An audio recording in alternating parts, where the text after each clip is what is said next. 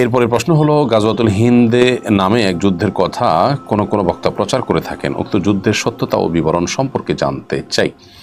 এ সম্পর্কে সওবান রাদিয়াল্লাহু তাআলা থেকে, আবু রাদিয়াল্লাহু তাআলা থেকে একাধিক বর্ণনা রয়েছে। এর মধ্যে সওবান রাদিয়াল্লাহু তাআলা বর্ণিত হাদিসটি সহিহ। সেখানে আমরা দেখতে পাই যে নবী সাল্লাল্লাহু আলাইহি ওয়াসাল্লাম দুটি যুদ্ধের ব্যাপারে আমাদেরকে ভবিষ্যদ্বাণী করে গেছেন। একটা হলো হিন্দুস্তানে যেটি হবে, আরেকটি হলো ঈসা আলাইহিস সালামের সাথে কিছু লোক লড়বে। তো এই হাদিসটি মোটামুটি গ্রহণযোগ্যতার লেভেলে যায়। এছাড়া আবু রাদিয়াল্লাহু তাআলা থেকে একই হাদিস 3টি সূত্রে বর্ণিত হয়েছে। সবগুলো সূত্রেই দুর্বলতা আছে, কিন্তু একই বিষয়ে আরও হাদিস থাকার কারণে সে দুর্বলতা কেটে অনেকে এটাকে হাসান লিগাইরিহি বা অন্য কারণে এটি গ্রহণযোগ্যতার লেভেল পর্যন্ত পৌঁছেছে বলে বলেন।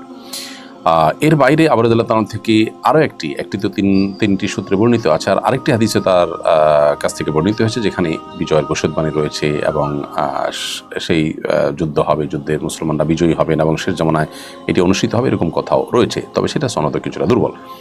মোটা দাগে এই হাদিসগুলোকে অ্যানালাইসিস করার পর ওলামায়ে কেরাম অনেকেই বলেছে যে এটি নবী সাল্লাল্লাহু আলাইহি ওয়াসাল্লামের একটি ভবিষ্যদ্বাণী।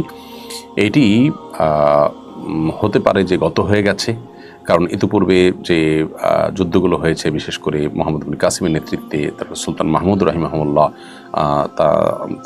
তার নেতৃত্বে যে যুদ্ধ হয়েছে, অনেকে বলেছেন সেটাই গজওয়াতুল হিন্দ। এবং এক্ষেত্রে মুফতি শফি সাহেব রহমতুল্লাহ আলাই পাকিস্তানের সাবেক গ্র্যান্ড মুফতি ছিলেন এবং মুফতি তাকি উসমান সাহেবের বাবা রাহিমাহুল্লাহ, তার মতে হিন্দুস্তানের জেহাদকারী যে কোনো বাহিনীর ক্ষেত্রে সুসংবাদ প্রযোজ্য হতে পারে। আবার কেউ কেউ বলেছেন গজওয়াতুল হিন্দ এটা ঈসা ইসলামের আগমনের ঠিক আগ মুহূর্তে হবে, কারণ কোনো কোনো হাদিসে কিন্তু সেটি বলা হয়েছে, যেমন সওবান রাদিয়াল্লাহু বর্ণিত হাদিসে কিন্তু যেভাবে বলা হয়েছে তাতে বোঝা যায় যে ঈসা আলাইহিস সালামের আগমনের কাছাকাছি। তাছাড়া আবু রাদিয়াল্লাহু তাআলা বর্ণিত শেষ হাদিসটিতেও বোঝা আছে এটি শেষ মুহূর্তে, কিয়ামতের আগ মুহূর্তে হবে, ঈসা আলাইহিস সালামের ঘটনার কাছাকাছি সময়ে। তো হাদিসটি মোটামুটি বিভিন্ন ভাবে বর্ণিত হয়েছে, অতএব এটিকে একেবারে উড়িয়ে দেওয়ার মতো নয়।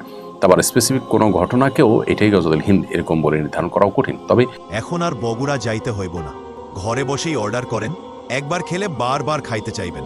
তাহলে আর দেরি কেন, অর্ডার করুন স্ক্রিনে দেওয়া নাম্বারে।